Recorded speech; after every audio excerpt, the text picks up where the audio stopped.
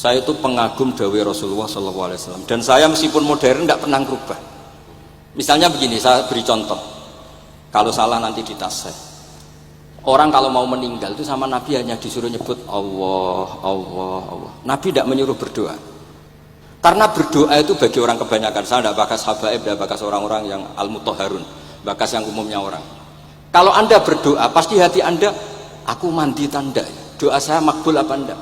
Sehingga Anda fi akhiri hayatika ada qalakun billah, Anda merasa tidak nyaman dengan Allah. Karena kamu berdoa. Kalau berdoa kan efeknya apa? Disembadani apa enggak, dikabulkan apa? Enggak. Sehingga terus kalau enggak dikabulkan, saya sudah sholat puluhan tahun, ngaji puluhan tahun, ternyata enggak ngefek karena enggak dikabulkan. Kalau GR dikabulkan, kamu kan punya reputasi yang masa lalunya juga apa ya tahu tak delok. Maksiat apa ya gitu ya wis rondok tahu. Masih rondok tahu misalnya gak sampai zina ya delok. Bodoni ya sering. Tobat ya sering, pokoknya kholatu amalan sholihah wa akharan apa? Jadi doa itu punya akibat kolak. Kolak itu kayak iya kayak enggak. Tapi kalau kamu bilang Allah, Allah saja, Allah elahul asmaul husna. Allah itu siapa? Rahman, Rahim. Allah itu siapa? Khairul ghafirin. Allah itu siapa? Arhamur. Sudah sampai kamu mati bilang aja Allah, Allah. Terus nyifati Allah. Makanya dawuh Sayyid Abdul Haddad, basyir bil wasfi, sudahlah kamu ingat Allah dengan segala sifatnya. Uzkuru wa dzikran katsiran.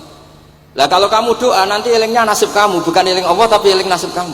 Allah tidak nyuruh kamu eling nasib kamu, tapi disuruh eling Allah. Jadi saya suwun gitu, semoga ini benar dan saya yakin benar.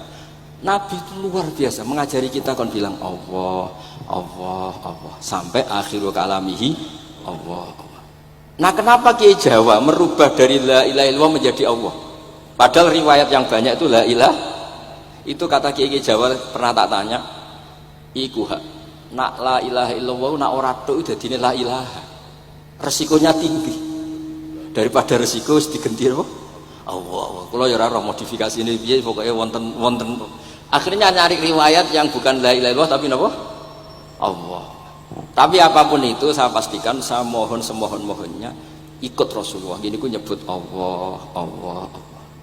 Jangan saat itu, saya ulang lagi, saat itu jangan banyak berdoa sesuai penuduhan Nabi, la yamutanna ahadukum illa wa yuhsinu dzanna billah. Tapi saat itu jangan pakai doa, karena kalau Anda pakai doa, takutnya Anda takut enggak mustajab.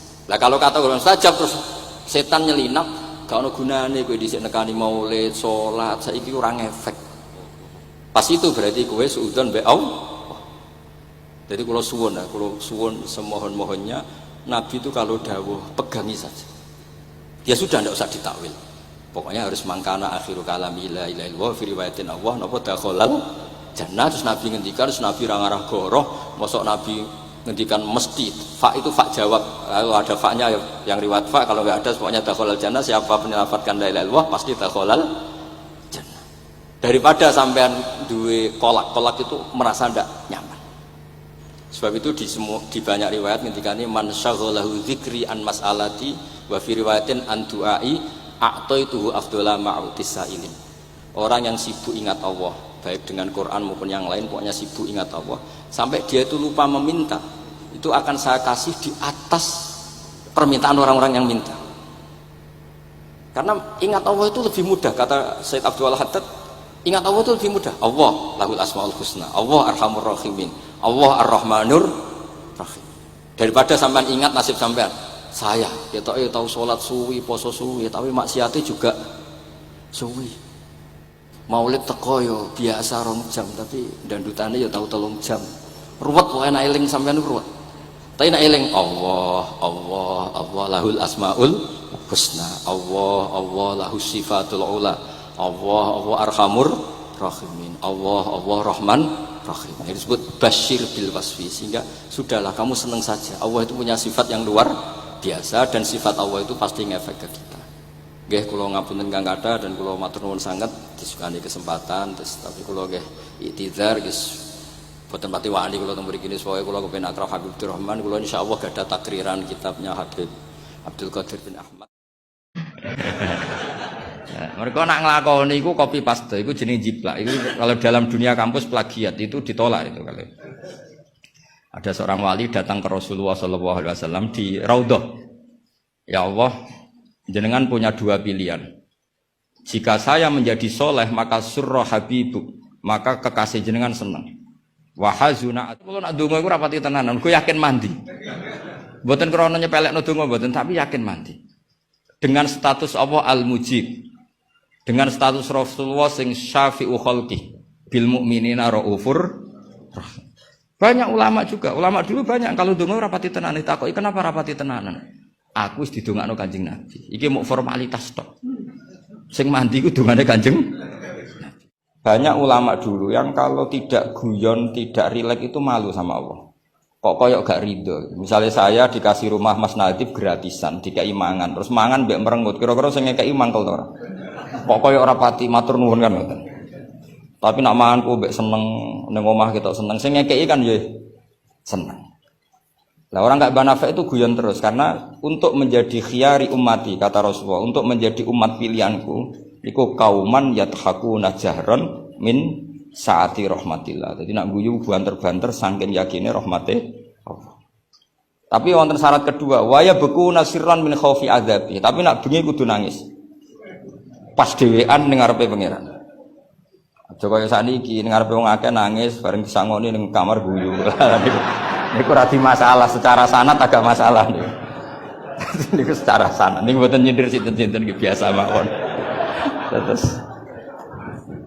jadi ada sekian manhaj ya. Kalau saya katakan teori kok mereka liberal, jadi kita arani manhaj. Jadi manhaj itu gimana nih rodok teori. Ada sekian manhaji, orang-orang soleh dulu jadi wali itu barokahnya senang.